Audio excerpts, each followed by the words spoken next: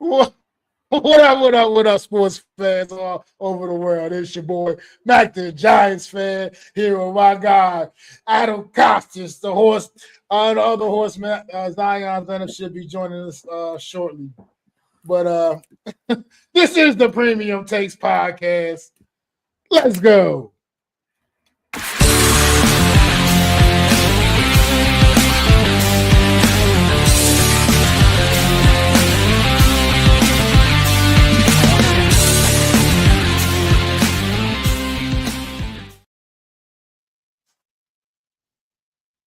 Yeah, live TV, boy. I tell you, it's a son of a gun. But how you doing tonight, Adam? This is off to a crazy. We're off to a strange start, but how you feeling, Adam? I am okay. Chilling, watching sports in here in my room, just trying to take it all in. And technical difficulties galore. Me and Mac don't know which computer's freezing and all this. So, people, it's been a rough start. We are going to get through it. I'm excited to be here and talk some playoff basketball and some NFL schedules. So, yeah, man. I mean, NFL schedule is obviously the hot ticket for the day. Obviously, we're definitely going to get into that in a little bit. But before we do, we can talk about NBA playoffs, man, and what you've been seeing with the NBA right now, Adam. Like, what's your thoughts? Well, first and foremost, we got to give props to the Knicks and their sweep. They at one point I thought they were in real trouble with Atlanta, and then ever since they just have dominated Atlanta and have continued to destroy them, right? And they've been on a heater. So that left me with a lot of other games to watch, like Detroit and the Cavaliers, which I found a pretty amazing game. I'm learning about a lot of their players and how they are put together. And they have Cade Cunningham, who looks like he could be a superstar, and they have Donovan Mitchell on the other side, who took over game 4 to even the series. It was a magnificent performance by him in game 4. He did basically nothing in the first half of the game and then just exploded for like 45 points in the second half. He was when they say take over a game, this is what it means. When you just everything when he was shooting in that game 4, it was like the basketball hoop was an ocean for Donovan Mitchell in game 4. An absolute ocean. He's floating out there just shooting shots left and right. So Cleveland roared back in that game. And then in this game, which was fantastic, went into overtime. I don't know if you guys watched, but Cade Cunningham is going down. He's having the game of his life, dropping like almost 30-something points. They've got the emotion of the building is going. And the Cavaliers, believe it or not, the guy that I rag on a lot, who hasn't done anything in the start of the series, James friggin' Harden, actually does something and helps close out a game. And you know me, folks. You know this podcast, and you know me. I am very hard on or very judgy about what's his face, James Harden. I do not give him the benefit of the doubt. I think he's a superstar. Mac knows. I've said it on these shows plenty of times. If you have James Harden, you're probably not making the finals. And I'm not just saying this because he's almost close enough to make the finals, but I'm saying this because he actually stepped up in a moment of need, right? Donovan Mitchell wasn't having a great game. He really wasn't, but he did enough to help the others, like Mobley, who's having a great series, and their guy with the long hair, Strauss, hitting some timely buckets. And then you have James Harden, who quietly is putting together a 30-point game, and you look up, you're like, wow, he actually did his thing. And that's why Cleveland brought him in, because they were down by 14 at one point, and Detroit gets in foul trouble. That's just the name of the game. And like Coach Ed said, Jalen Durden hasn't stepped up in this game. And I think the reason is because he's meeting another big. Jared Allen is really giving him a run for his money. They have 2 bigs on the Cavaliers where they can actually do some things. They have shot blocking, plus Mobley can stretch as a power forward / center. So both teams are in a real intriguing matchup for the Knicks, because for me, how you beat the Knicks is by offensive rebounds. The Knicks have just out-rebounded everybody because Marcus Robinson has jumped over cats. But these two teams have big men that can actually rebound, and they have some shooters that can actually, win games for them. Because that's what Philadelphia lacked. That's what Boston was lacking in their series. And then when Atlanta played, when Knicks played Atlanta and they played Philadelphia, the thing that really killed those teams was when they had open looks, they just missed their shots.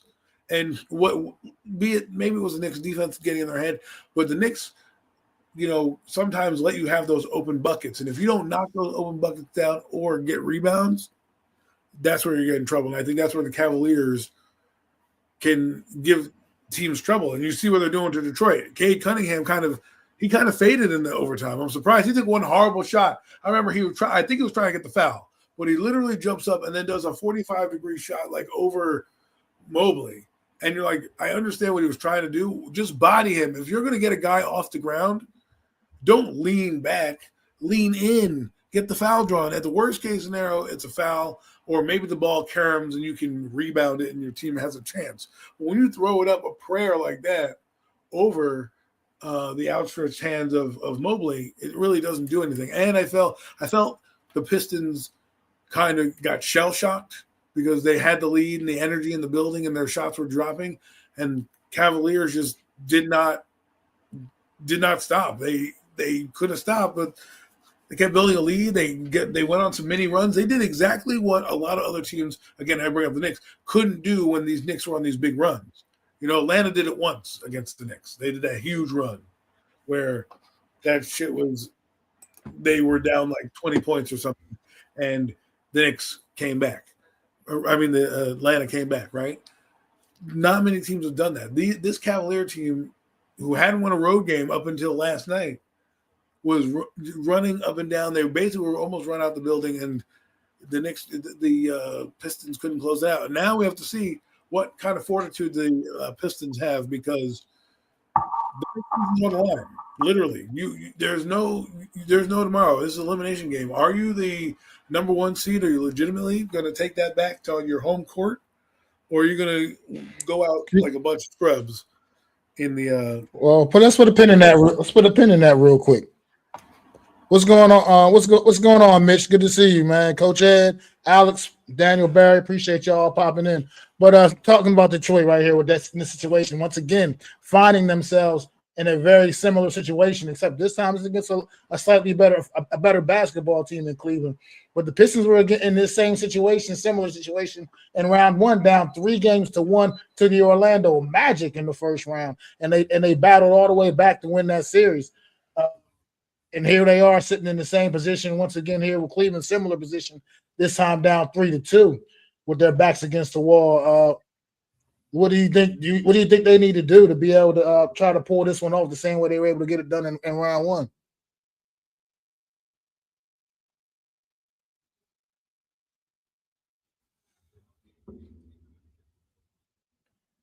I don't know if we lost Adam for a second. Technical difficulties once again. He said, Mitch in the comments here says Cade needs some help. I don't know, Zion. What's your thoughts? I'm sorry. Welcome to the stream, Zion, popping in. What up? But I was wondering, what's your thoughts on Detroit, man? Finding themselves three games to 1 in round about one. My thoughts on Detroit. Okay, yeah. I'm Go ahead, Adam. gonna let Here's Adam the problem finish with his thoughts, Detroit but right I just want to say real fast. You can't what's keep up, living your everybody, life and let's on get the it. edge. 3-1. You can't just, live your life 3-1, right? So I understand that they were in this position. This is a little different, right? It is the same, but to me, last night's game was demoralizing because you were feeling yourselves. You had a chance to put your foot on the throat of a team, and you didn't. And now this Cavalier team, who now is feeling themselves, and by the way, their superstar just went off in their building. I'm a little nervous for them because Cade Cunningham was good in this game. I can't take that away from him, but there were some moments in this game where he didn't come through like a Donovan Mitchell, and the other guys on the other team didn't come through. Although I can't blame them. Reed was there. They had some solid performances from their bench. I have to give them that. They need Cade Cunningham down the stretch to really take over the game and be the closer that he wanted to be, that everyone's claiming him to be. I mean, in the middle of the third quarter, I was watching the game. I turn to my wife and I say, yo, Cade Cunningham's on the State Farm commercial. He must be doing good tonight. I hadn't seen any State Farm commercials with Cade Cunningham. All of a sudden, that guy's dropping 30 points, middle of the third quarter, and insert that ad right there. So what I'm saying is if you're going to put him on these ads and be in State Farm, he needs to close. They also need to rebound a little bit better. Jaren hasn't been up to his himself, but they've still been able to survive. So, again, Mac, I understand what you're saying. The Orlando Magic is different. Orlando Magic were the eighth seed. The Cleveland Cavaliers have been here before, and this is their chance. This is why you get Harden and these guys. And if Mobley continues to play the way he's playing, I don't see how they're not. Like, they need an effort like no other to win. If they win Game 6, I think it's tomorrow night, they're winning the series, obviously. But what I'm saying is they win Game 6, I don't think Cleveland can even muster winning in Detroit again because they know they lucked out last game with what happened. It just was a run. All of a sudden, Pistons went cold in the late fourth and early overtime. Overtime really killed them too. They could not get a bucket in the first minute, and that's what hurt them. So, to answer your question in a nutshell, what do they need to do? They need Cade Cunningham to play well. They need to play defense on the back end and really lock down because I think they lost the game because of second chance points and just not being able to use what got them there. That was their defense. They were one of the best defensive teams in the league, and to give up almost a 20-point lead in the fourth quarter, and then not even do much in the overtime, they got that work cut out for them. Zion, welcome. Yo. It's been a long time, guys. I'm happy to be here on another Thursday afternoon.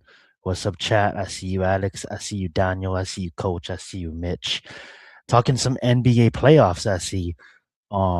Yeah, let's get it. I'm gonna let Mac host because I'm a little bit late, but I don't know what you guys talked about, but just wanted to say what's up and let's get it. Yeah, just share your thoughts on the playoffs in general. Share your thoughts, what you got on the playoffs. Okay.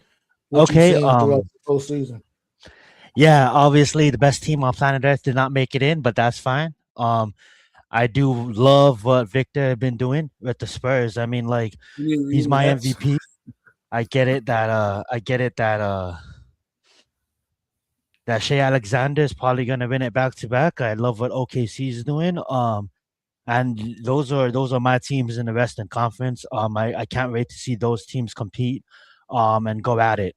Victor versus OKC. I mean, like, I'm not out ruling, Ant-Man and what they got going with the Grizzlies. Sorry, not the Grizzlies, the Timberwolves. Wolves. Yeah, the Timberwolves. Yeah. I mean, like, Timberwolves got a roster too, so I'm not trying to they're showing some heart against the Spurs, but those are the Spurs, man.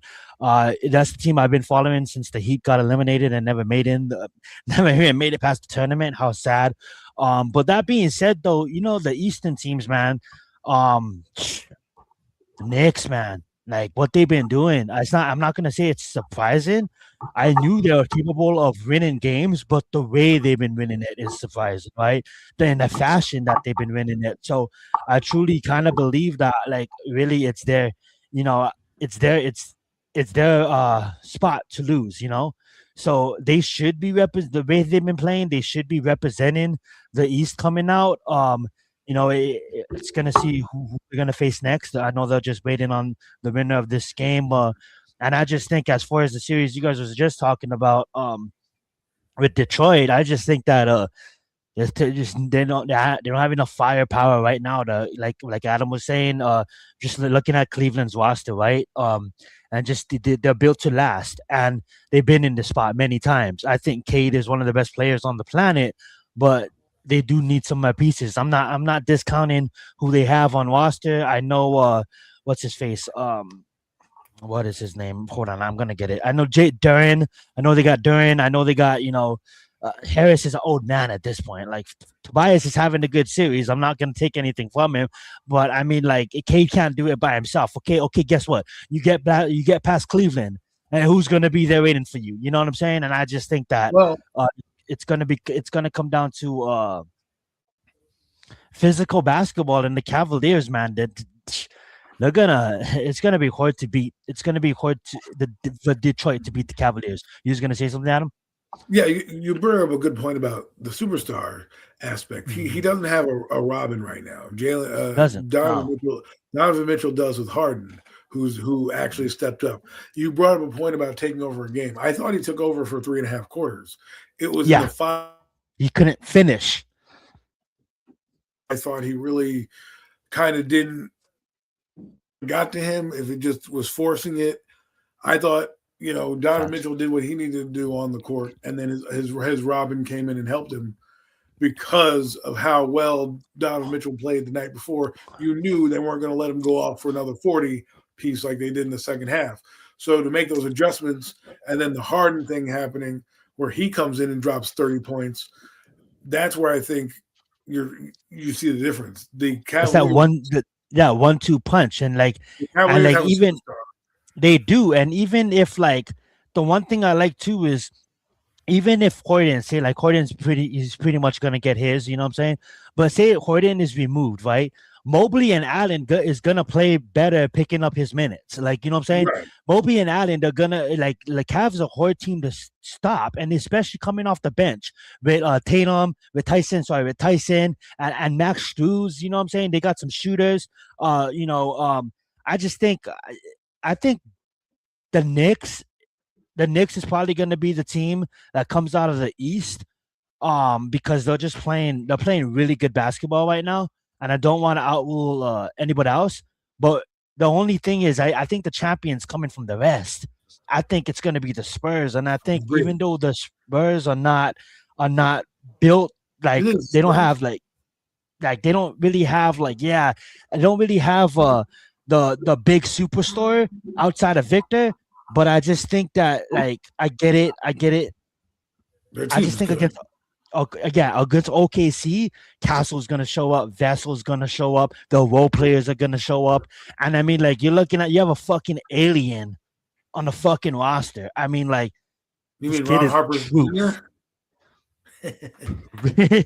And not to take away from the reigning MVP and what OKC's going, and it's probably gonna go down to Game 7. OKC versus the Spurs. I'm not trying to outlook. Ant-Man could definitely show up, and the Timberwolves could get it rolling, and the Spurs don't even. But I just see it's gonna be a fun. It's been a fun playoffs. That's why I'm gonna end it on. It's been fun watching the playoffs. Look, I'm sorry. I'm sorry. It's been fun watching. Go right ahead. I gotta come in and get a little bit of this. I'm sorry. I'm sorry. I got to get it. No, it's just the OKC. I mean, you just. This OKC, as if they're not the defending champions, as if they're not sitting home right now waiting for someone to win this series between the Spurs and Dallas. It's not Dallas. Minnesota. Look, no. I'm sorry. Wemby he's that guy. He is. He is something special. Yeah. But he ain't got enough. He ain't got enough elbows to take out OKC. I'm sorry. OKC is built differently. Oh, that team is for real. The thing is, that's going to be low blow. That team is absolutely for real. I'm just saying. Well, here's the thing. I love that you brought that up. I love that you brought that up. But here's the thing. If OKC, they're gonna have to play. The Spurs are gonna have to play OKC tough, and I'm not overlooking OKC. If I was, I'm gonna say the Spurs win in 5. They respect OKC by saying they'll take it to 7, right? The thing I look at is obviously I don't want to go down memory lane, but long story short, right? Just a couple of games ago, right? A couple of series ago, when he had that 12 blocks, right? It's almost okay, yeah, Shea, you're good, right? You're the best player, one of the best players on planet Earth, right? But I don't think OKC as a roster faced what's gonna come to them when Victor is inches from the finals appearance, right? When this kid was coming out, going to take down memory lane. Now we all knew the hype when this kid was coming out, right? we realized like, big players, they don't really last because of knee issues, because of injuries, right? Yao Ming, we can go down the whole list, right? But Victor, he different. He different. Zion, I'm He sorry, different sir. though. He's the guy that can take over the game. You do understand through 2 rounds of the postseason right now that the Oklahoma City reason Thunder have played only 8 games. They've only played 8 games though. Yeah, but you know what that games, means? Guess that what? means Victor they wasn't on the swept court. their Victor was opponents not on. They didn't have to deal with Victor. They didn't have to deal with. They didn't have to Windiama that is gonna literally take a layup if he needs to and just walk back and shoot a 3 casually, nothing but net, and then play defense. Here's the thing. Go right ahead. Mac is right. I think. Well, I like the Spurs, and I'm excited to see what they're doing. And actually, I was going to root for them until you shit all over OKC as if they didn't deserve. Did not shit. I didn't say that. You did. You just took a double. You may not. You were just so dismissive. Just because doesn't mean you didn't just dismissive is a good word. I'll give that. Okay? Yes. I was very dismissive. You're like, well, Wemby's going to do a 3 in Game 5. Like, word. Like, the truth. I'm just sorry. But look what he's dealing with. Adam, you cut off if you're trying to talk. We can. Look what he's dealing with. He's dealing with a young Ant-Man, a fucking Randall. Because I like this team. I like OKC. I wasn't illiterate. I wanted to root for the Spurs so badly until you just jinxed them. Because listen, I'm not the jinxing matchup shit. you have to work. Kid is a dog. Here's the thing. I don't know if that Williamson guy is going to come back. The third guy on OKC. He was injured. Mm-hmm. If he's back, they are a different team with him on the floor. Now I do agree with you with the spacing. It's going to be hard. Will Holmgren has no chance against Wemby. No shot. And even the other who's the white boy? I forget the other white guy's name. Used to be an ex-Nick. What's his Caruso? name? No, not him. The big man. The big man who used to play for the Knicks. Yeah, I can't remember Wemby either. But the Spurs can't handle is someone like SGA and a guy like Holmgren, right? Who can move around and shoot, because all those guys in OKC can shoot at the perimeter. The one thing that does intrigue me about San Antonio is Ron Harper Jr., Mac, and we're talking about, the Ron Harper from the Bulls. His son plays for the Spurs and has been an absolute Robin to Wemby's Batman. Now, you're talking about Hartenstein. I should have known that. I'm sorry. Yes, Hartenstein. I'm not dismissing OKC like you are. I just think the matchup is tough for OKC, but I think they can win. The real question is, of the two teams, because I don't want to assume anything, but I'm just going to say both of you agree that the Spurs and OKC are going to be, one of them is going to represent the West from the absolutely Western Conference. So let's just look into that. You guys, who do you believe is coming out of the East? The Knicks? Let's place the Knicks in. I think it's absolutely the Knicks. They're on fire right now, bro. They're on fire. Yeah. Because he can, he doesn't need Marcus Robinson. He can outdo him on the floor. Like, there's many matchups that don't favor the Knicks when he's playing these Western Conference teams. Whereas OKC, I still think they have some trouble with the big men, but I think that it's a different matchup for them. And I really want to see what they can do, because I think the Spurs and or OKC can still beat the Knicks. And it's not a slight on the Knicks. I just think the Knicks have gotten away with a lot of things that I don't think the other teams in the West are going to let them get away with. That's all. You guys want to hear a bold statement? I honestly, this is bold. Like, I think the Timberwolves is a harder matchup than the Spurs than OKC. I really feel that. I think I'm not this. And okay, think about it.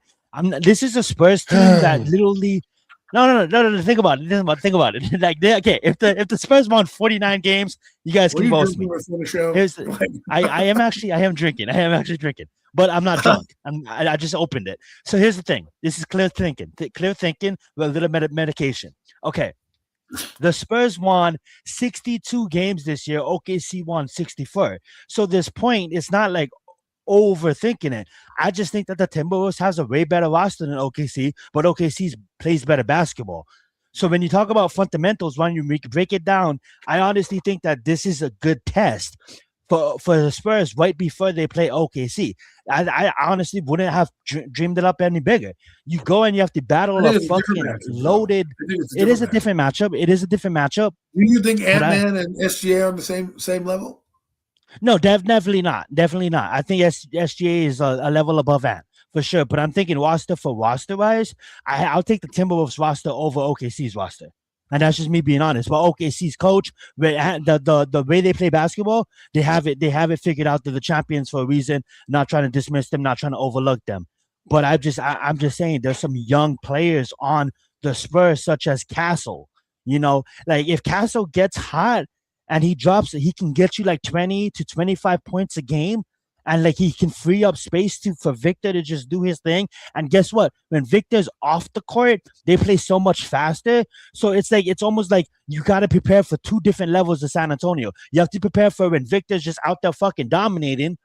And then you have to prepare when he's off the court, and then they play so much faster. So I just think that they're a tough out for any team right now. And I think that, no, I'm not saying they're not. I'm just saying that the Thunder, and the Thunder, OKC, and the San Antonio Spurs, I think that's the championship right there. Not to overlook the Eastern, but the winner of that game is the finals champion. Like I'm not trying to overlook anybody out East, but the rest is just like between the Spurs and OKC.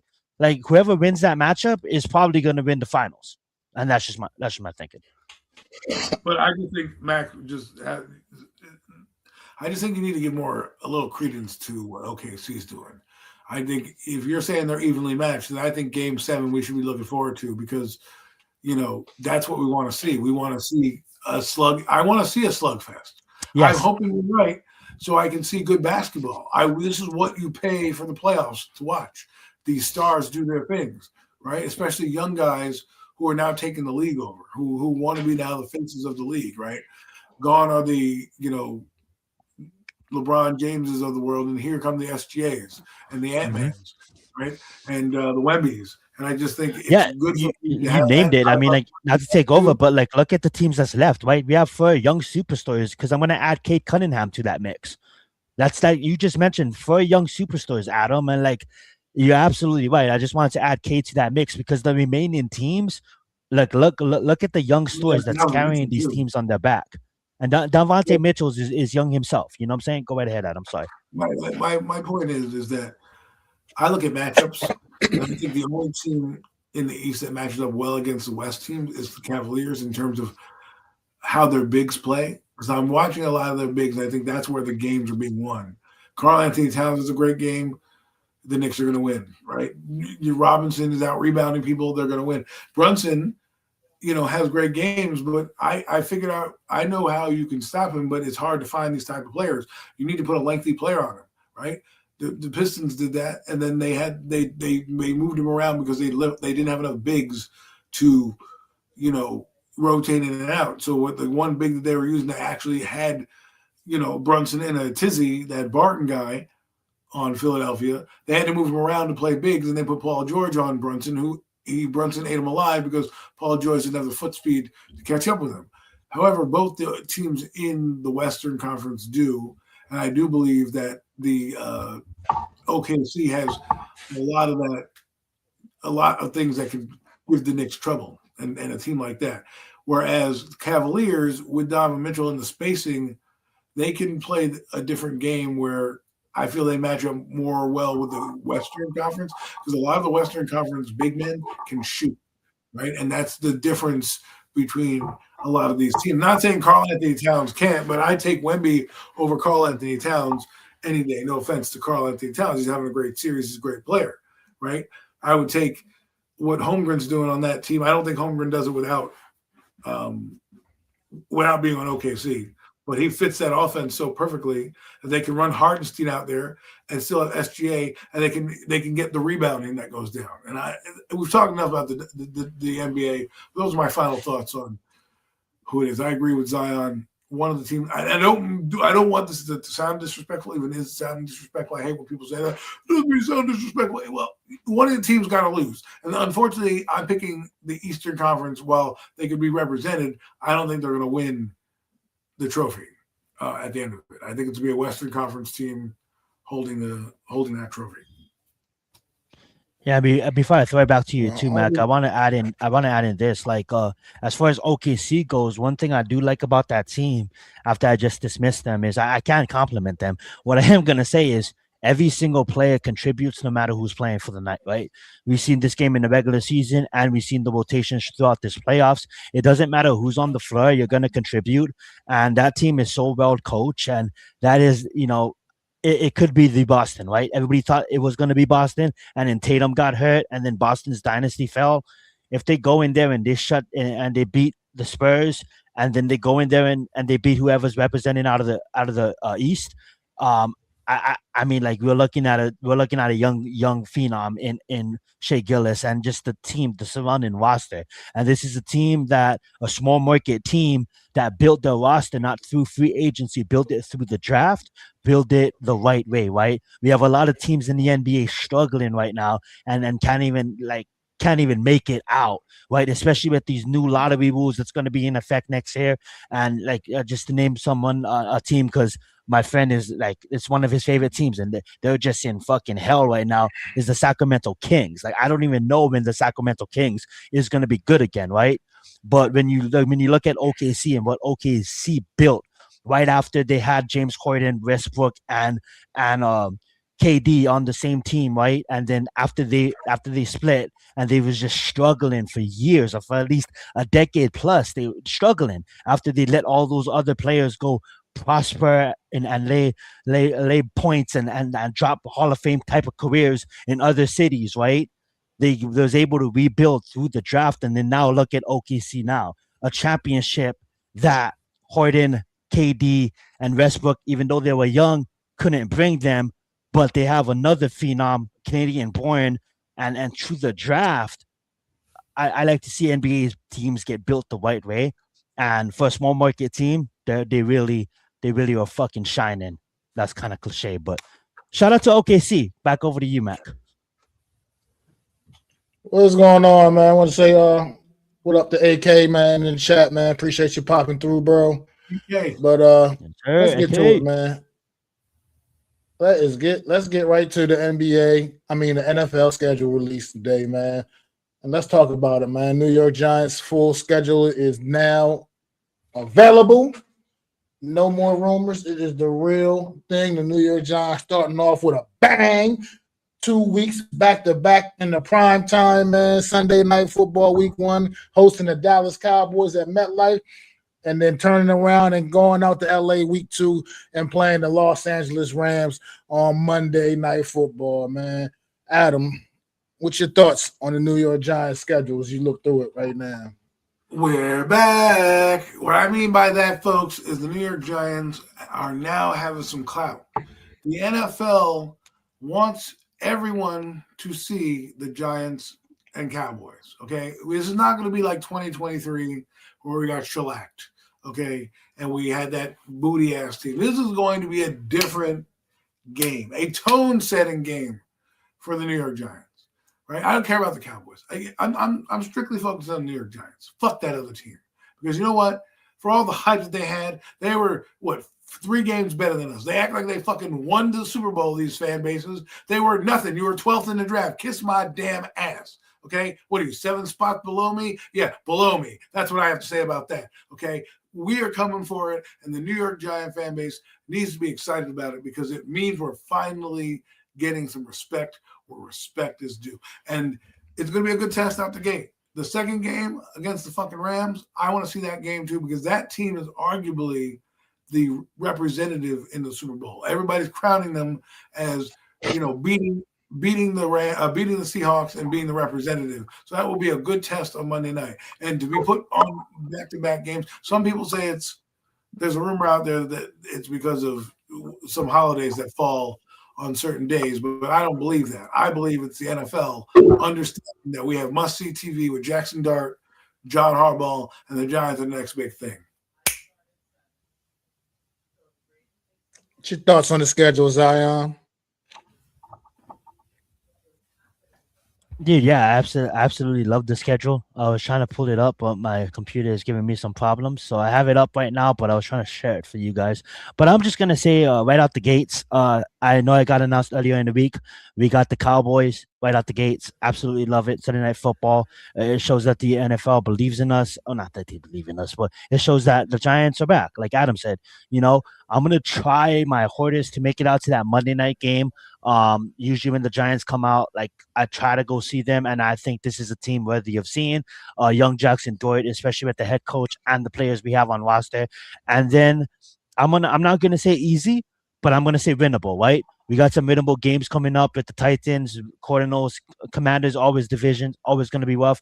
But we should try to at least get our foot in, and hopefully we can be over 500 going into week 10, because look, like second half of the schedule is where I'm seeing some contenders, some good teams, not to overlook the teams on the first half of the schedule, but the second half of the schedule is where we're really gonna have to hone it in and get ready for football. Oh, we always have to be ready for football. Week 8, love the buy. Love the buy. Love that we don't travel international. Love the respect on back-to-back primetime games, and about to come soon, because we'll see what happens. I know we got the Lions in primetime Monday night again, and we got Thursday with the Commanders week 10. But also Eagles, right? Week 18, that could come down for the division. Actually, look at that. Week 17 at the Cowboys, week 18 at the Eagles, could come down to the division. No, Eagles teams are stacked. I know Dallas has a defense now on paper. But that being said, I'm ready, man. I'm so pumped for the season. So pumped for the Giants, man. I think as much shit that we give Joe Shane, I think he did a good job on the draft this year, and I honestly think that we'll really put in one foot in front of the other rather than 10 steps back. And honestly, with the additions of the free agents that we'll probably get to later, if not, just I honestly think that the loss of Dexter Lawrence is not gonna be as effective as we all thought it was at the beginning. I just think that I love the draft pick that we got out of him. Probably still more free agents to bring in. Can't wait for a training camp. But you asked me about the schedule. Not too easy. Not too hard, just right where it needs to be for a team that is just trying to get their footing back into a winning culture. So I'm gonna say I like it. Back over to you, Matt. Yeah, you talking about excited for training camp. I'm excited for the OTAs next week, baby. I'm excited to get these rookies sprinkled in with these vets, man, and let's get all our recent Tremaine Edmonds out there. I know it's only practice, but let's get them out on the field again. I see these two gigantic, monstrous linebackers on the field together. I'm excited for it all, but this schedule, man, like I said, just starting off those two big tests to start the season off, week 1 and week 2, under the bright lights of prime time, Sunday night football, Monday night football, start the season off for the New York Giants. That's exciting as enough of it. It doesn't get more exciting than that. I look at the week 3 matchup. They gave it to us week 3. Both teams should be relatively healthy, hopefully. And Tennessee Titans, that's an intriguing matchup, as we all know. So many of the former New York Giants went on down and took that trip to Tennessee, man, in free agency. Cordell Flott, Daniel Bellinger, LaWandale Robinson, man. I mean, Bobby Okereke. I mean, so many players, these former New York Giants now wearing Tennessee Titan uniforms. And then also in return, New York Giants with Denard Wilson, Tennessee's former defensive coordinator. So, I mean, that's just – Brian Dable, the offensive coordinator in Tennessee now. Just all kinds of little interesting storylines all over that game right there, man. So, that could be a fun one in week 3, man. The Bob Jackson Dart and Cam Ward, first 2 quarterbacks taken in the 2025 draft, battling out for the first time in the NFL, man. So, it's a lot of excitement to look throughout this schedule, man. And I think that like I said, starting off with those 2 tough games, that's going to be a way to get to really test to see what this team is really made of, man. See what this New York Giants team is all about. Do I actually expect the Giants to go and win both of those football games? Not necessarily likely, you know what I mean? I would love to see them go out there and be able to knock Dallas off week 1 for obvious reasons. But, I mean, I understand that the Rams are the favorite out of the NFC for a reason. So I'm not going to act like I'm predicting the Giants to go out to L.A. and get a dub in week 2 on Monday Night Football. But I expect to see a team that's going to come out swinging, man. No matter what, they're going to make the Rams earn it, however the outcome is, man. I'm not necessarily conceding the game. I'm just saying, if I'm keeping it real, I'm not necessarily predicting a dub in week 2 against the Rams out in LA. But yeah, I mean, it's a lot of tough games sprinkled in here. A lot of the teams that were in the postseason a year ago, Giants, definitely don't have any easy road trips, man, at all. I mean, going out to Detroit, a team that was expected to be expected to be better than they were a season ago. We're still a pretty good team, even though they came up pulled up in the rear in the NFC North Division. They were still a team over 500. So got them late in the season, and like Zion said, man, ending the season with the Eagles. I mean, that's just going to be another could come down to, like you said, that could come down to a 4-division title possibly if the Giants can turn things around, the way I would hope they could. But it's a lot, and it's going to be fun just getting ready for this.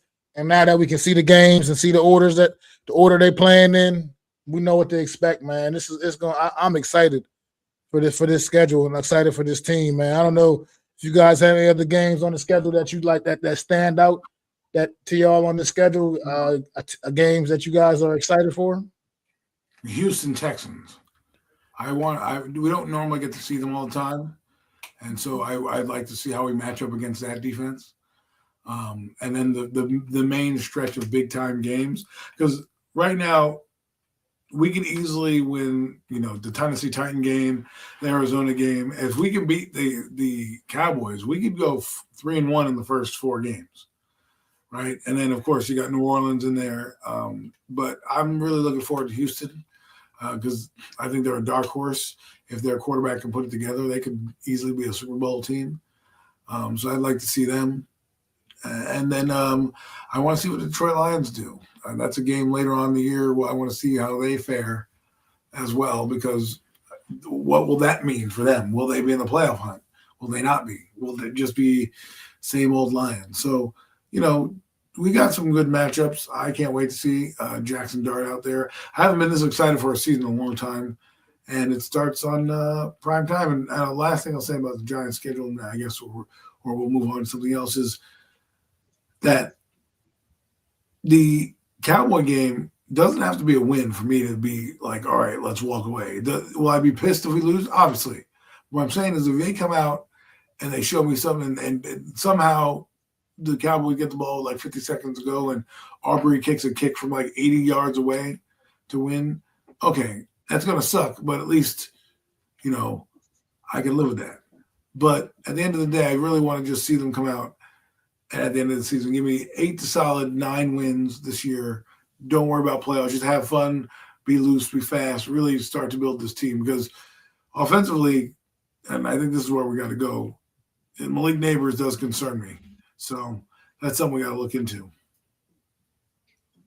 What up, Nick Ship? Thanks for popping in, man. Yes, sir. I like the schedule. We don't see the really big threatening teams outside of the AFC, such as the Chargers, the Ravens, the Bills, the Chiefs even, but we do see some top contenders like the Rams and the Seahawks in our conference, right? I'm intrigued by the 11 and the 12, right? It's rarely that we play that division, like Adam said, and he said that about the Texans division. But yeah. The Jags and the Colts, man. Those are two teams. The Colts was the damn near doing their thing last year until they had a bunch of injuries, and the Jags just won 13 games not that long ago. So that being said, I mean, like that division is turning around as well. It's going to be a fun matchup in week 12 and 11 and 12, and I think I'm kind of a little bit more like for me, like 7-8 games is the minimum. Like I'm on the over like expectations. I don't really try to have expectations, because once you have expectations, you look forward for something, and then when it doesn't happen, you're disappointed. But I just have a good feeling about this team, and I don't want to put any records, and I'm not trying to break down wins and losses right now. But since Adam said 8, I love that number too. For me, I'm gonna have us closer to 11, closer to 10, or closer to double digits. And But Adam brought up a great point that outmoves every point, right? As long as these players go out there and have fun, right? At the end of the day, go out there and play the game you love playing, and that's what makes me so intrigued about our draft picks because they're football players, toe and toe. You know, when it comes down to what do you do on your days off, we play football. You know what I'm saying? And that being said, like when you have a mindset that can match up to the coach's mindset, I think we're in for a really special season. And I'm gonna leave it at that. Yeah, I'm gonna leave it at that. I just feel like it's gonna be fun to watch the Giants for the first time in a long time. Like Adam said, I think these players are gonna go out there and they're gonna have fun playing football, and it's gonna be meaningful football, and it's gonna be football that counts. Well, you know what it means? It's for the first time, I'm not worried about the coach. I'm not worried is he going to have the players ready? Like, are they going to be ready to play on Sunday? Like, no, you eliminate that stress because John Harbaugh been here 18 years. He knows what the fuck he's doing. He knows how to motivate guys. He assembled a fucking excellent coaching staff, teachers, like he said he will, right? Because I was so mad about the Matt Nagy pick. I was terrible. I was so mad at it. And then it's like, okay, all right, now you're bringing in these other coaches, and I'm like, I see the vision. You know what I'm saying? Go ahead, Adam. Sorry. Get some fucking tough guys.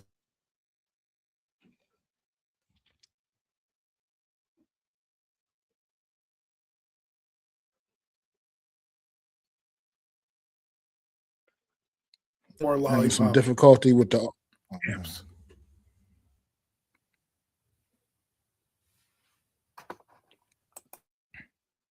Well, I was gonna get some thoughts on move away from the Giants a little bit briefly here. I'm looking at the Thanksgiving Day lineup, man. Triple header on Thanksgiving, man.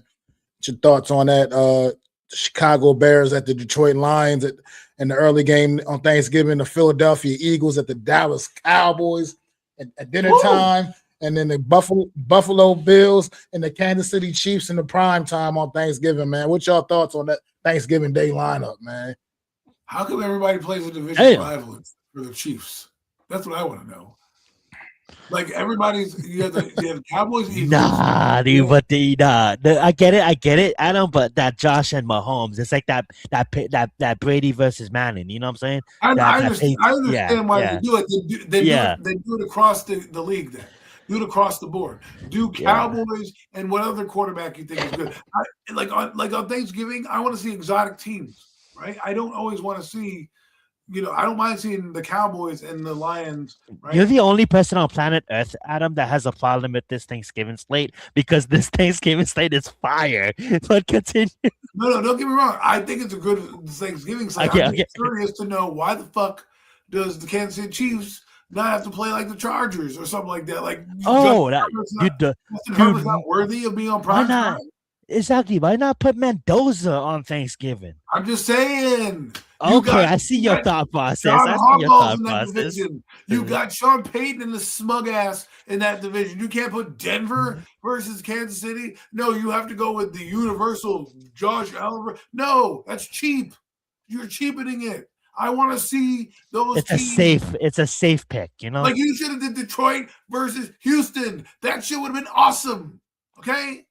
Or the 49ers. Something interesting. The Rams. The Bears. The Bears is the most interesting because they're a division rival. I see them you see this. Your division games. I'm not going into that game saying, "Oh, let me go see the Bears." I know about the Bears. They know about the Bears. It's an easy game. I want to see something different.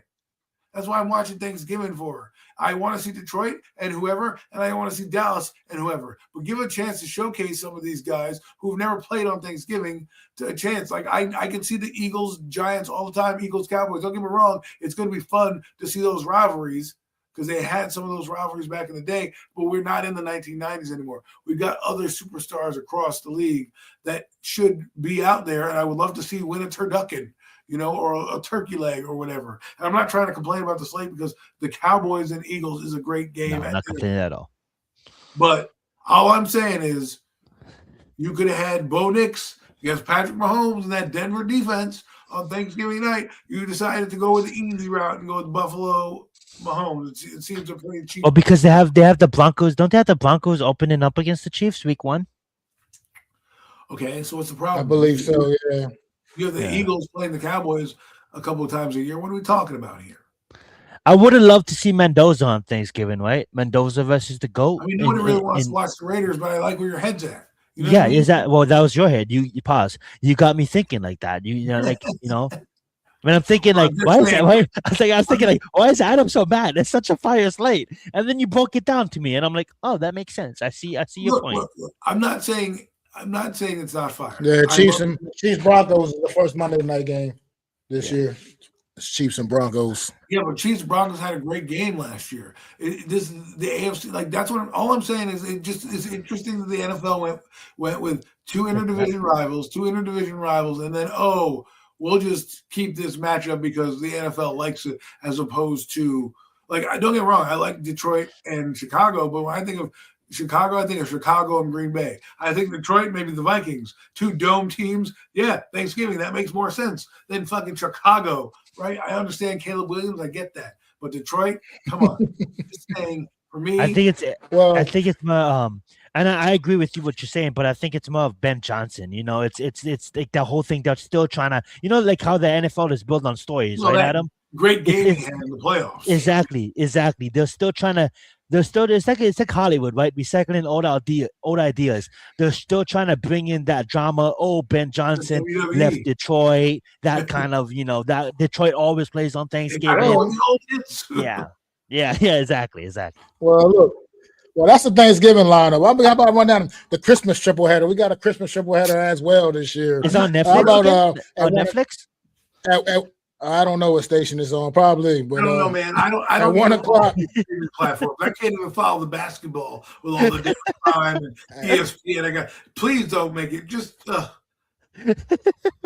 don't know. Probably, most likely, I would assume. I remember the Christmas games were on Netflix before, at least the early two. But it's we got a triple header on Christmas, man. Lineup. Before you begin, lineup. Remember, Adam. There's Black Friday games as well. Oh my god. I don't think so this year. I'm not sure if it's a Black Friday game this year. Okay. All right, never mind. I lied. But Christmas Day, the triple header, 1 o'clock, Green Bay Packers at Chicago Bears at Chicago. And then at 4:30, you got the Buffalo Bills at the Denver Broncos. And then at 8:15 in the prime time on Christmas Day, man, you got the Los Angeles Rams traveling up to Seattle to take on the champs, man. Think about that Christmas Day lineup. Two divisional games and then one random ass game in the whore that is the Buffalo Bills. Okay. Buffalo Bills with two nationally televised Thursday night games. Who do they have to sleep with to get on these games? I mean, my God, what are we talking about? No, they have the new stadium. That's why. Where's those games at? I guarantee you it's at Buffalo. No, the Christmas game is at Denver. So Thanksgiving. Never mind. Thanksgiving's at Kansas City. Neither one of them are in Buffalo. That's what I'm saying. Okay. Don't do that bullshit. They're just whoring out Josh Allen right now. They're just whoring him out, saying, you know what? We need easy fucking wins. That's what we need. Green Bay and fucking what? Chicago? Like that's easy money right there. Everybody in Green Bay and Chicago are going to be there. Easy money. You got the other game at 8:30 that they're playing. That's a good matchup, though. There, the other divisional game. What was the other divisional matchup game? Seahawks versus Rams. Seahawks Rams. Everybody's looking at Seattle. The NFC Championship game, and then when we got the Denver Broncos, an exotic team. You would think maybe we play Kansas City again. Nope. We're going to bring the whore bag in Josh Allen from the Buffalo Bills. What do they got going for them? They fired their head coach. They don't have a fucking defensive coordinator out there. They don't have any fucking receivers. And you want to go out there because you want to put fucking Josh Allen out there? I love Josh Allen. Don't get me wrong. But give me somebody else on Christmas Day. What the hell is going on, NFL? All this algorithm and all this shit. 17 games. You're fucking blowing it. I'm just saying. Wait, can I interrupt the show because I needed to ask Adam something real fast. Adam, what did you feel about Dexter Lawrence going into your second best team? I feel sad but happy at the same time. I'm sad, but yeah, I'm happy because Joe Burrow's got, fucking defense that he was talking about. I can't Not be. for real, though. It's like it's a window. You got to win it now.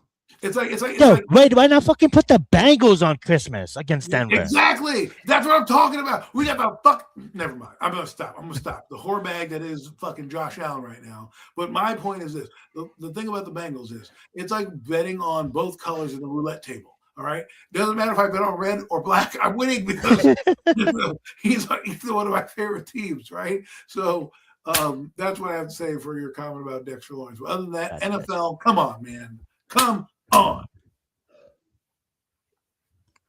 The Super Bowl champs. I mean, okay. Opening week, man. Start off with a big international game opening week, man. The San Francisco 49ers and the Los Angeles Rams playing all the way over in Melbourne, Australia. What's your thoughts on NFL going to Australia, adding Australia to the international slate? Those guys let Adam go first. Are they going to be awake? Those guys, with body mechanic wise, my God! Like we're talking about from the far west to the far west for the far east. You know what I'm saying? Like they're on two different sides of the world. It's not like you're coming from the East Coast going to Melbourne. Okay, they're like a couple hours ahead of us. You can deal with that. These guys are coming from LA. They're already on a time difference in the United States. Now they're going to fucking Australia. Way to go, NFL! Way to take the two farthest teams and put them on freaking on the moon. You might as well have them play on the moon. That's what you should have done. You know? Yeah, there's teams actually, like actually before we get too far, I'm a geography guy. Actually, it's better for the West Coast teams to be playing in Australia. It's better. It's better. It's a lot closer for them. It is, Mac, until you look at the distance traveled, because San Francisco is traveling 38,000 miles this year, while the Panthers only have to travel 8,000 miles. All I'm saying is it's still a far trip regardless. It's a far trip regardless, but it's a little easier for the West Coast. It's definitely easier for the West Coast. Couple of the West Coast team to get out there. Why? Because their body mechanics is behind more because they're in the time zone. No, Australia is closer to the is closer geographically to the West Coast. Now to the West Coast, it's geographically closer to the West Coast than the United States. Yes, geographically. Here's the thing, though. This is what I'm mad at. Still far. And it's like a whole day. It's like almost a whole day time difference. It's like damn near. It's like a 20-hour time difference or something like that. Actually, that's what I'm saying. It's not like you're not going. Even geography wise, fine, whatever. I'm stupid. I'm not a good geography person. I just don't think you should take those two. Maybe you're good at math and do that, right? Why not go closer? You know what I'm saying? This fucking shit about doing things. You know what? I propose this, Roger Goodell. I think there's some space on the moon that I saw. Maybe next year I could get a game on the moon. Get me a football game on the moon, since that's what we want to do to these guys. Look, no, on God though, Elon Musk has his way, man. There will be one day.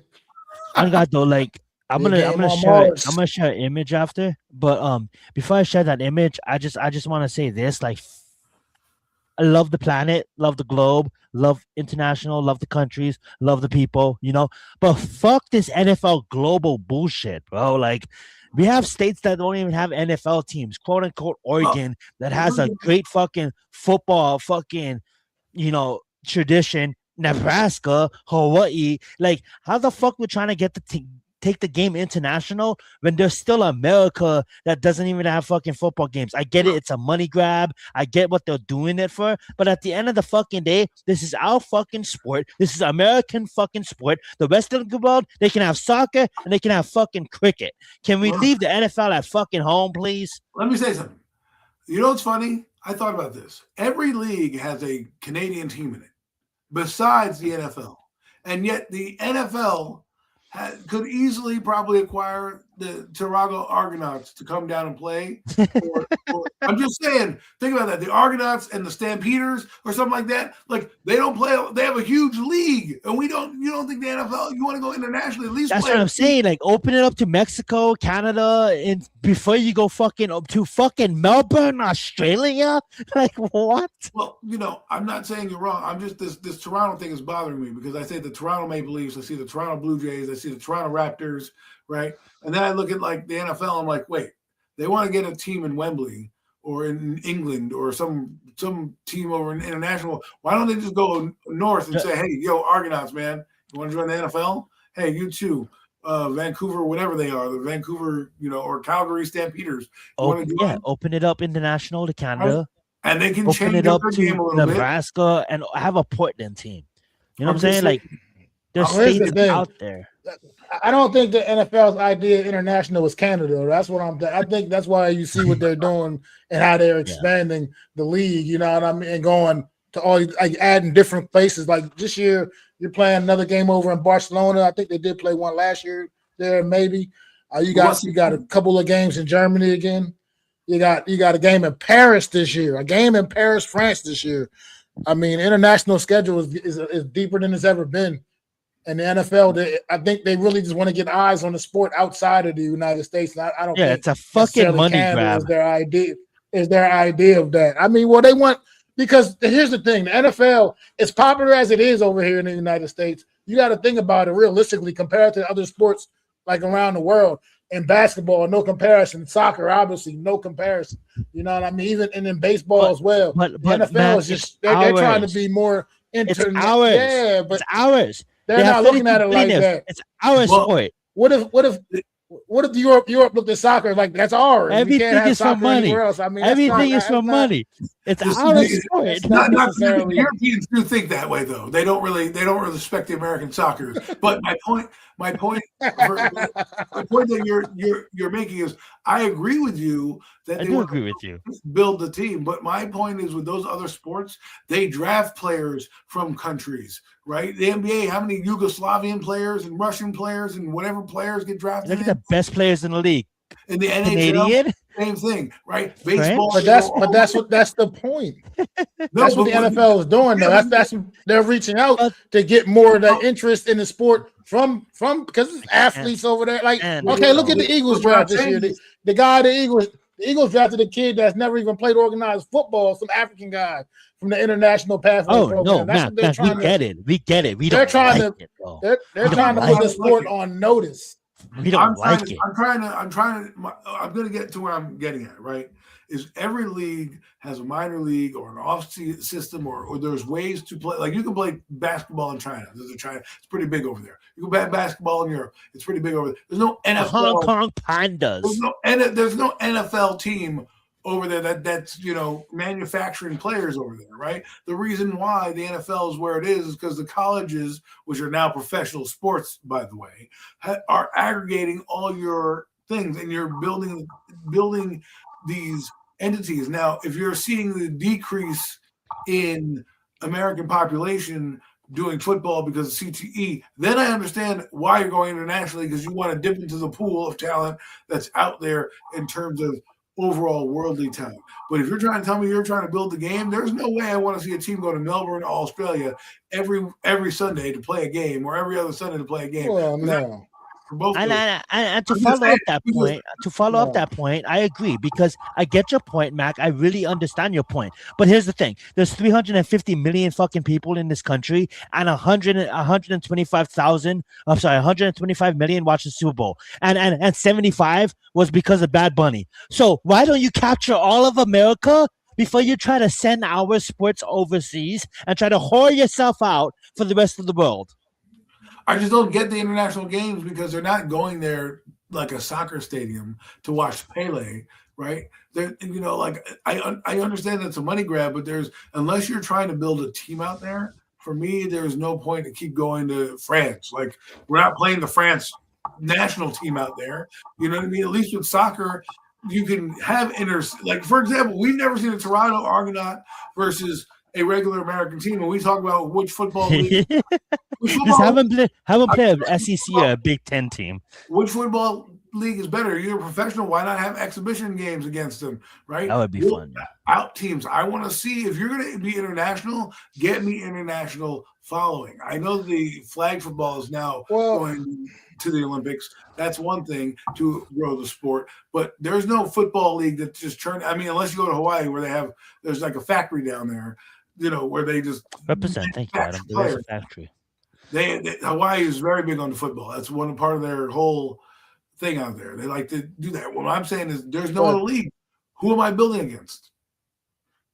I mean, it's a couple of the spots that are legit, do have legit following. Look, right now, that's the reason why Jacksonville plays on the international schedule every year. I mean, because they do legitimately over in England have a following. I mean, you go to those games over there, they're playing back-to-back weeks. They're playing back-to-back weeks in England this season. As a matter of fact, the Jacksonville Jaguars on their schedule, they got back-to-back games over in England. One in Tottenham and the other one in Wembley Stadium, back-to-back weeks. I mean, they have a legit following. When you go over there, it's like legit fans, and those stadiums do pack up over there for those games. I mean, in Germany, they did a good job in Germany as well. I mean, there was legit interest over there too. I mean, look, this is what the world we live in, man. And they're looking to just expand the fan base, make it more worldwide, and get more people understanding the American football game. I mean, that's just really what it's all about. Let me ask you this, all right? You were around for the World Football League, right? I do believe you were, right? I don't know absolutely. If you're the Frankfurt Galaxy, the Scottish Claymores, all those fucking teams, right? Yeah. Right, I used to like them. I remember them. Galaxy was my team. There used to be a guy named Gary Harrell who played for the Giants. They called him the Jitterbug. He was out in the Frankfurt Galaxy as a return man. That's how I got to know some of the NFL. It was on during the season. And the reason I liked it was because guys were allocated from the NFL to go play there. Well, guess what? If you're going to do these international games, then do me a solid and do what the UFL is doing. Make a league that's affiliated with the NFL that you can send guys over. Since you have 90-man rosters, you can send 40 players over there that you need improvement. And those 40 players or whatever are allocated to your team, and you can get guys better. Make it a league where, okay, this team, you could call them the Giants if you want, or the mini Giants, or, the New York, the New York Subways or whatever, if you want to have an affiliated team with that New York team, or just build your own faction of teams where, there's 32 teams. You divide it into quadrants, right? You can have 4 quadrants like they do here with the teams, and you can build 4 teams and try to say every team allocate rosters like they did with the World Football League. Because if you're trying to build the game internationally anyways, you prime those people up for football. They then if they really want to follow, may get a guy that on their team that's, I remember that guy from the World Football League. Oh, he's on the Giants. Oh, look, the Giants are coming to play. I'm going to go support that player. I'm just saying they did this in the mid-'90s. Bring those teams back. Do that, and I will respect what you're doing across the NFL, across the international platform. And you know what else I want to say? Like, not to tag it on, and just in general, right? I don't follow baseball, right? But I understand why they play series. It's because the amount of games that they played. So they have to be in a town for a couple of games and play multiple games because they have to travel so much. One thing that no one's really talking about, and I have a graphic, if you can pull it up, I shared my screen, is everybody talks about strength of schedule, but what about miles traveled? Los Angeles Rams is traveling 30, like they're prime favorites to win the Super Bowl this year, right? But they have to travel almost 35,000 miles in their football schedule. Whereas in Carolina, it's not even traveling 10,000 miles. And like that's one thing that the NFL is, I get it, they account for, but what about the logistics? What about the things we don't see behind the scenes, right? It's easier to keep Jacksonville. And this is not at you, Mac. This is at the whole point of international games. It's like the reason why Jacksonville plays back to back because it's easier to stay there rather than fly back. Because they're definitely the team of choice to go and represent the NFL. And if there was to be if they didn't create their own conference and get 4 teams from overseas, Jacksonville will be one of those teams that moves over.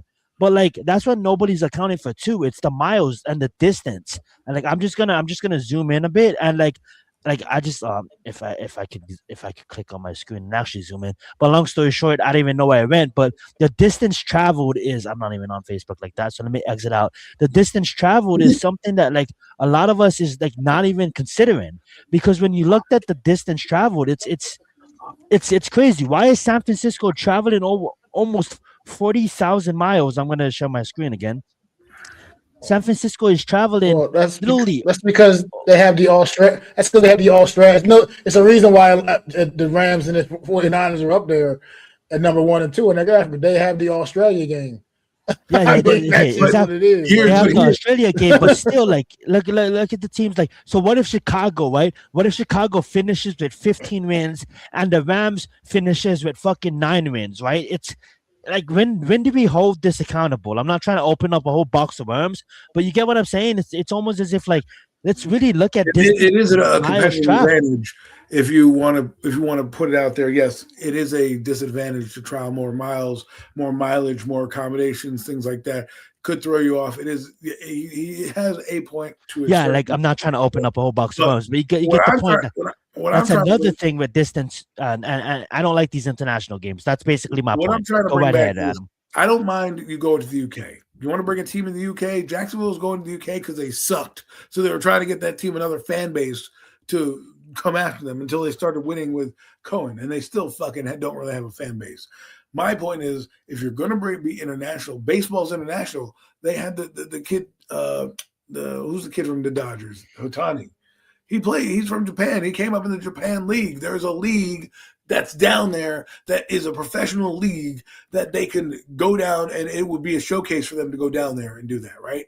We don't have those leagues even built in the NFL. So you can't even go and pull guys like they can from Japan and say, here. And then the game is more international. You want to make the game international? Start building headquarters out there and doing what I'm saying. Build a World Football League that plays during the offseason or during the UFL. Yes.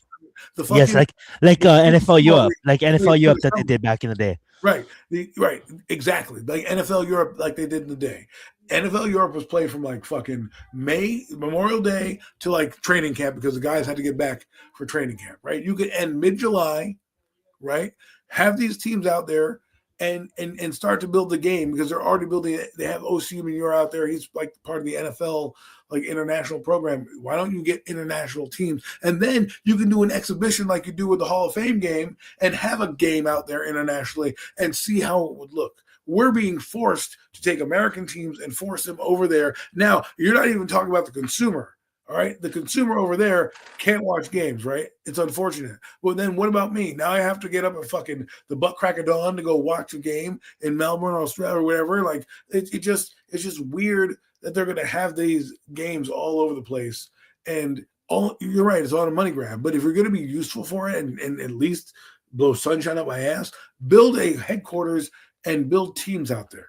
And build minor leagues. Why not? The only sport that doesn't have minor leagues is the fucking NFL. And imagine if you had a place where you could go and try to make it to the NFL. Some of these washed out college kids would not be going to the UFL and wasting their time. They'd be going to a team that's actually affiliated with the like NFL. go play for Rome and then you can have a shot at the NFL, go play for Italy, exactly. And you can allocate some of those future draft picks. You know how they do the future reserve contracts? You could send some of those guys over to develop and then bring them back home just in time for training camp. I know that's a lot of football. Yeah, we have the G League and we have the AAA. Why the fuck does they're gonna say we have the UFL. Fuck the UFL. Like just like have the UFL and expand to international. Bring in 8 international teams, and now we have 16 UFL teams. There you go. Mind you, the G Leagues, the AAAs, they all play at the same time that the season's going on. So you know what those teams do? They pluck those players right off the roster because they're already in the systems and they say, come up and be on our roster. If you did an international season, right, maybe congruent with the NFL season, and you can throw guys over there and allocate them to teams, right? And let's say they're not injured and you need a running back, instead of fucking going over to and taking the waiver where I already got a guy that's been playing in my system because I have coaches and implementing it on my team that's allocated, he can come here and already be part of the team, right? And the NFL has so many injuries. The NFL what the NFL does, they use the college as a minor league, which is now really becoming a professional league with all the NIL deals. And then you have the UFL that has some NFL players that have trickled off. Every other sport hockey has a minor league. Fucking baseball has a minor league. Basketball has both the G League and the D League. Okay, they have the G League during the summer, and then the D League during the summer, and the G League during the regular season, right? But the NFL got nothing. But yet you want to fucking travel over to UK or travel over to fucking France or Ireland to fucking kiss the fucking Blarney Stone while your fucking teams are playing over there. I get what you want to do, but once a year, a team going over there is great. You have 4 or 5 games a week now. There's 9 total international games on the schedule. 9 total international. That's games, 9 weeks, Mac. which is a record. Which is a record. Which is a record. Half Which is the now fucking a season record for the you be most spent ever. overseas. Yeah, but that's what Mac's saying. It's the record. It's gonna keep on going up and up because the vision is. I'll tell you guys what the vision is. I watched the documentary of the vision. Vision 3030. Roger Goodell, right? Vision 2030. Have the NFL on every single day. We're gonna have Tuesday games and we're gonna have Friday games. That's the vision that you're trying to fucking accomplish. Think about this. He wants games from 9 a.m. to midnight. That's what he wants. 9 a.m. to midnight. Yo, Adam, that has something to do with it. Yeah, that does have something to do with it, though. I mean, also, if you that 9 o'clock, that 9:30 in the morning time slot on the East Coast, that's like a time slot that over here, there's not normally NFL games during in that time slot. So it's also an advantage for the NFL as well. That's also an advantage for the NFL as well by the time being in that. Because let me just say this. Let me just say this. Like growing up in Hawaii, like my day was dedicated to football. The game started at 7 o'clock. All right, think about it. The game started at 7. Now let me fast forward. Living in Cali, my day is dedicated to football. The game started at 10 o'clock. Prime time is at 5:30. So I'm watching football as soon as I wake up till 8 o'clock at night, right? So at these international games, I gotta wake up at 6:30. People in Hawaii gotta wake up at 3:30. Yes, but what they're doing is if they do all day. If they do these international games, what they're really doing is watch for streaming, because what's going to happen is they're going to now stream the game, so those games you won't be able to see on regular TV. You're going to have to get the fucking premium package to go watch. It's probably going to be on Amazon Prime, and you got Disney, you got Mickey Mouse, and we got Apple that didn't even get into the mix yet. I'm just saying. Think about when Apple and Disney wants to get on the NFL games. Disney's like, let's just start streaming games on Tuesdays. Let's just start streaming games on Fridays. You got Fox and week one at middle of the day, and then fucking NBC at night. Well, the week 1 game between the Rams and the 49ers in Australia is going to be streamed on Netflix. See that game on Netflix. On Netflix. That's the opening night. Are you kidding me? It's this Friday. It's actually it's September 10th. Thursday. Thursday. Yeah. I was gonna say they have a Thursday game and they have a Friday game. So the opening weekend. No, it's no Friday. The first game is nationally televised, and then you have to go to Netflix, which is fucking. I'm not saying people don't have Netflix. Oh, that's what's throwing me off. That's why I was getting thrown off, because the opening game, the Patriots and Seahawks, is on a Wednesday, September the 9th, on a Wednesday. You see what I mean? Like they're trying to take over the whole week on a Wednesday.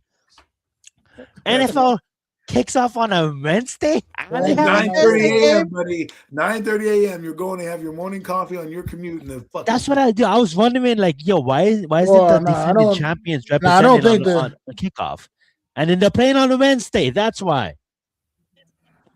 No, I think the Australia game, that's going to probably still be more in a normal time for us over here. Because, like I said, Australia, you're talking about that's like a 22-hour time difference from here. I feel like something like that. So it'll still be at a kind of normal time slot. I do want to take over as host just for 10 minutes. And Adam, I asked if I thank you for letting me do this, because I'm going to ask back a question. We're talking about all these, and I thank Adam because he made me think about this.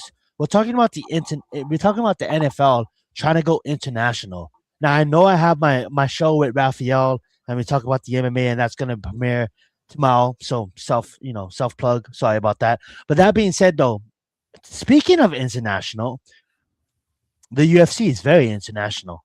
The UFC goes international every week because basically we have fighters from all around the globe.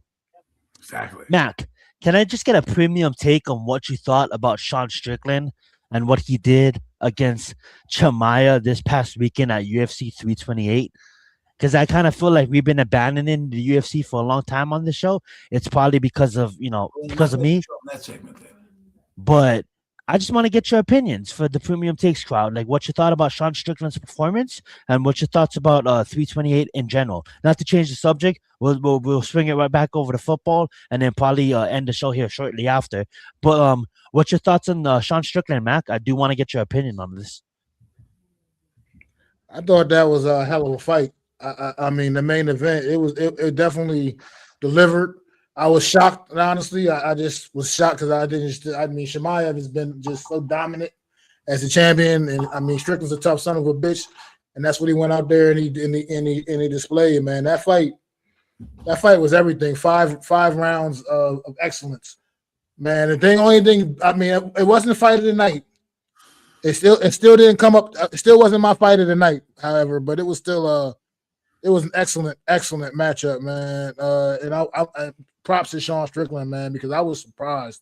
I really was. Like I said, I didn't expect him to actually be able to go out there and get the W. And I thought that the fight was so amazing because it truly to me came down to that last round. I think exactly that round five. I had that fight going in the round 5. I had the fight even at 2 rounds apiece going in the round 5, and I think Sean Strickland did just enough in that last round, which to me also could have went either way. I didn't when they went to the scorecards. I was like, I'm not sure. I mean, at this point, they could go. They can call either name. I think at this point, it was just that close of a fight.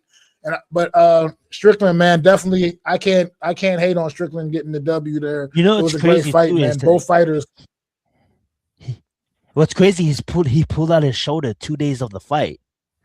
He pulled it. He was fighting literally with one arm. And one thing I want to point out that I noticed, Mac, is I think that 42 pounds that Chimaev had to drop in that what, like 3 to 4 days. He literally needed to lose 42 pounds because when Sean took his back in the second, not take his back, but when Sean mounted him in the second and Chimaev looked gassed, I'm like, bro, it's the weight cut. Because when you think about it, he was walking around so heavy. So in the last 4 to 3 days, he had to cut. Imagine losing 42 pounds in just 3 days. Like, that's fucking crazy. And right after the fight, he went to Dana and he's like, I want to move up. I want to move up. And we all knew he should have already moved up. But that's why I think like people like Khabib and people like Ilya, they don't rush it. If they're not feeling it, if they're not in the moment, they're gonna cancel. So that's one thing I respected about Chimaev, but that's one thing I respected about Sean Strickland is because like Sean Strickland could have pulled out because of his injury. Chimaev could have pulled out because he was overweight. He clearly like this. It's not normal to cut 42 pounds in 3 days to make a fucking fight. You know what I'm saying? And I think that cost both of them. You know what I'm saying? And it obviously then cost fucking Sean Strickland, but on Chimaev's best day, he'll outwork Sean Strickland. Sean Strickland does not stand a fucking chance. But Sean Strickland was injured and still did what he did. I honestly have a feeling it's because of the cut in the weight. And I'm not trying to give Chimaev excuses, but I know you was calling it with Lou and Wills. But Sean Strickland, he made Chimaev fight his fight. But he made Chimaev fight. Definitely. He like exactly. Chimaev with he had great takedown defense. Chimaev in the first round controlled that entire first round. Totally had him on the ground the whole way, just on his back. But he couldn't get anything accomplished while he was on the ground. Yes. He just couldn't when he had Strickland on the ground that entire first round. And then I think that just frustrated him, and he basically just conceded and took the fight and stayed on his feet for the majority of the rest of the fight. It's because he was tired. You know what I'm saying? You don't. Well, yeah, that's great. He wore itself out. Right? In the first round, he wore itself out because he was working so hard and couldn't get the job done in the first round. He was trying to really end Strickland in that first round, and he had the opportunity. He couldn't get it done. And I think that he wore him out. He was frustrated. He was tired, and he just ended up Strickland. It was like a mind game, almost like psychology there. And Strickland won. It is. Like I said, it was a great fight. 5 rounds of excellence. It was 5 rounds of excellence, man. I mean, that third round of that fight, you can throw that out. That was kind of a boring ass round. I remember. Fourth round was also, I mean, a little bit of the same, but rounds 1, 2, and 5, they brought the heat. I tell you, what about they brought the heat. What about But Van, Joshua let me Van? Joshua Van, yeah, Joshua Van versus Joshua Tyler. Van. Let's get it. That's the That's probably fight. your That fight was of the the fight night. of the Yeah, night. That was yes, sir. absolutely the fight of the night. Joshua Van. That shit was bananas.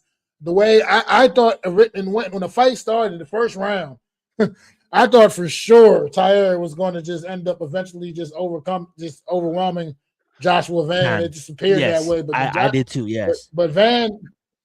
But once again, Van in the stand up game and boxing, there was just no match. Tyre was just no match for Van, and once Van was able to start countering the takedowns a little bit, it was just over. I mean, Tyre he didn't have an answer anymore, man. He just got outboxed, and it was he just got pummeled for the majority of the rest of the fight. But he came out strong in the opening round of that fight as well. But it was just too That's much. so Ended up fast being because I too much remember Joshua Van, but the experts saying before the fight, it's almost as if like Joshua Van was never tested on the ground. If Tyra gets him on the ground, he's gonna submit him. And then like the whole thing that I was thinking of is because Joshua Van like became like seeing his rise, he became like one of my favorite fighters because I love people that's just gonna stand and bang. He reminds me like a young Max Holloway, right? So I'm like, yeah, that's true, but he never seen a striker like Van. And yes, Van has been knocked out, but Tyra never really strike with like a legit boxer. Like Joshua Van could retire from MMA today and have success in boxing. There's a real big difference, and I know you know this. I'm not preaching to you. I'm preaching to our listeners. Maybe that doesn't know, but there's a big difference between MMA boxing and boxing. But Joshua Van is the MMA motherfucker that could make the transition to boxing and succeed at a high level because his boxing is that good. His footwork, his ins, his outs, his ability to maneuver. That's all I've been saying the whole time. It's to the main point is, yes, I get that Van never seen the ground game, but I don't think Tyra seen the ability that Josh can put out on his feet. But that's what I wanted to say. I'll let you continue. well, no, the difference also was like Tyre didn't necessarily have a problem getting Van to the ground. Honestly, he was getting him down to the ground almost at will. He just couldn't do anything with him when he had him on the ground, almost similar to the problem Shemaiah was having with Strickland. He just couldn't get anything really done on the ground at all. It was just he would get him down there, score a point for a takedown, I suppose, but you were scoring no points once you had him on the ground at all. He was just a lot of him trying to position himself, and Van just kept working and kept working. Yeah, and just kept working, and get back to his feet and would box his head off, man. That's just what it came down to. I mean, I honestly surprised this fight even lasted and got to the fifth round because it was a point. Second win, the second win out of Tyra. Like I didn't see that coming too, though. But that was definitely my fight of the night. Those guys, whoo. And he's a tough son of a bitch. I tell you, he is, because he took a lot of punishment from Joshua Van, and he hung in there, man. It took all the way to the end of the fifth round, man. He almost got all the way through the fifth round as well. So it's so true, and like honestly, bro, like I absolutely love watching Tyra fight. Like he's one of my favorite fighters in a sense, and especially coming from Japan. Like arguably he's the best fighter in Japan because he's even coming off of that rising scene. You know what I'm saying? But like Joshua Van, like I just said that Tyra was my favorite fighter, but Joshua Van is like in my top 5. Like when Max retires, like Joshua Van, Michael Morales, and Shakurat is probably gonna be like me 3 favorite fighters. And I just love the fact that like he proved his point. It's like, yeah, motherfuckers, you thought I wasn't gonna knock out this Japanese motherfucker that's just a killer, you know, because Tyra's shown to have punching power too. Even though he's a submission A-list specialist, he's shown that he's his game all around. And that's the one thing I love about the UFC is because it takes everything. You can be the best of the best in any martial art, but you need every single foundation. You need the wrestling, you need the BJJ for the ground. You need the striking, you need the taekwondo, you need just every single thing to be successful at the sport. And Joshua Van and both Tyra, like both of them proved that night that you know they're gonna be around the sport for a long time. And I know Mighty Mouse's record is super tough to chase, and I'm not gonna compare Van to Mighty Mouse. That's not gonna come out of my mouth. But what I will say is Van, he's young, man. He's young and he has a long way in his career. And if he treats his body with respect, and if he really one thing I'm to pull it back to football, and I'm gonna step away and I'm gonna hand the hosting duties back to Mac. But what made Tom Brady so special on offense is he did it year round. There wasn't no in season. He did it year round. What made Aaron Donald so good on defense is because he did it year round. Aaron Donald once said, "I'm not gonna be in football shape. What is football shape? I do this shit every day of my life." The reason why he didn't say this. Now this is just me requoting what he said. The only reason why I retired after 10 years is I gave it my all. Y'all motherfuckers, this is Aaron Donald. Y'all, yeah, like in my words, it's like y'all motherfuckers think, oh, I'm just gonna train in football season. Nah, I'm gonna train year round. I gave 10 years of my life to football. And that's why when I retired after a 10-year career, I can retire as great. And Tom Brady did the same thing, right? It wasn't just football season. And I kind of feel like as these fighters, it's like you gotta kind of do it year round, right? Because you can't really half-ass your career. If you really want to be a GOAT, you kind of have to do it year round. That's what I'm gonna say. I'm gonna give the hosting duties back over to Mac, and I'll be back in about a couple of minutes. Let's get it. Well, look, we're gonna have to get ready to wrap this thing up because over here on the East Coast, it is 10 o'clock. It's been a good hour and 30. It's about a good time to wrap it up. Got to work in the morning. But before we get up out of here, one real quick, man. Looking down the Giants' schedule, man. Give me a quick score, a quick record prediction, just from what you see on the schedule. I say no worse than 8-9.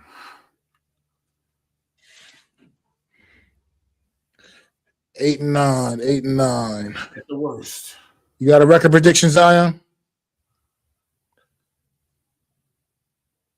I guess he said he would be back on. Well, look. We'll give him 11-6. I'm gonna be a little optimistic, man. I'm gonna be a little more. I'm gonna go 10-7, man. 10-7. I think this team can be over 500. I think this team can be competing and battling out for a potential playoff spot. I think this team could be that good. I look at people talk about the schedule, how tough it was a season ago. I look at all the games that we could have still actually won, and just because of a lot of variables, we were dropping the ball. I mean, so many games, man, against some tough teams last year. I mean, took that Denver game, the whole entire NFC North division, minus the Minnesota Vikings. I mean, we played some tough games, some tough teams last year, and really competed with them and played with them and just blew leads, man. I think this year this team should be a better coach football team, and I think 10-7 is reasonable, even though we got some stiff competition on this schedule as well. What's quick record prediction before we get out of here, Zion? Yeah, I love Adam. I love Adam's point. It's like 8, and then he went back around. He's like 11-6. I love your 10. Giants fans, stand the fuck up, man. Like, I don't give a fuck what anyone says. 12-5. Well, we back. Like, this is the reason. I'm not trying to be that gullible motherfucker. Like, The last time I said we was going to win double-digit games, Adam called me. This a couple of years ago. He's like, "You better watch out, Zion. We played Denver week 1. What the fuck happened? We got smashed against Denver. We end up not even finishing at 5 wins. All right, true story. Me and Adam, me and Mac, we knew each other for about coming on almost 5 years now. That's actually crazy to think about, because I think we met shortly after COVID. But honestly, fam, like, I just think we built different this season. I get it. Everybody wants to talk about the Rams. I'm gonna use it in my point. They gotta travel 36,000 miles this season. If you want to talk about the fucking Seahawks, guess what? They lost the fucking reigning Super Bowl MVP to Kansas City in Walker. So, we going 12-5, bro. 10 wins at the minimum. We win in the fucking division. I would say what I want to say. I'll just put money on it. So we see how that rolls out. But that being said, though, the Giants are back, and if it doesn't happen this season, we're probably gonna win a Super Bowl in under 3.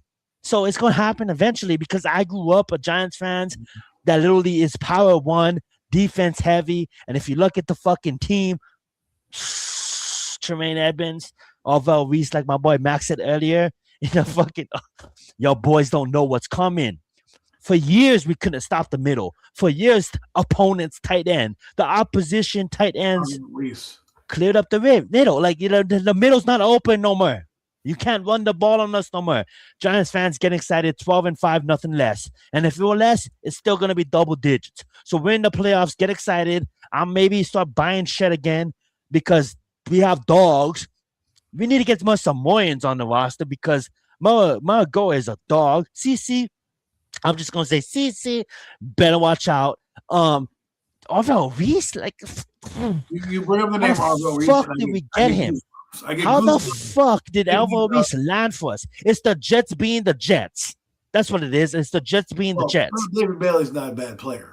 He's not a bad player. He's not at all. And how the fuck did that guy? It's the first time I'm fast and violent, and that's kind of what I try to model my game after. Being fast and violent. And yeah, exactly. Fast and violent. How the fuck did homeboy drop to Tampa? I don't even know. But that being said, though, Giants 12-5. That is my record prediction, and like nothing less. Well, nothing less because you know why? You're picking, we got these experts picking Jesse Mensah and the Baltimore Ravens because Lamar Jackson. Guess what?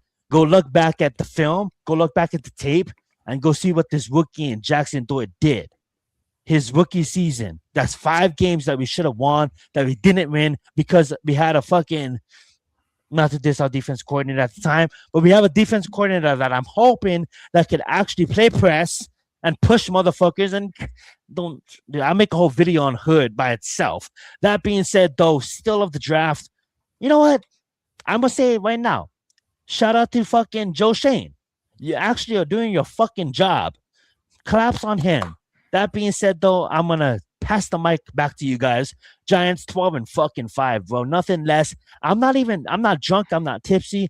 I just have love for this team, and I really express it because my real-time job got me fucking on this 6-day shift. And I'm talking to you guys because you guys are the fans, and I want you guys to get fucking excited for the season, man.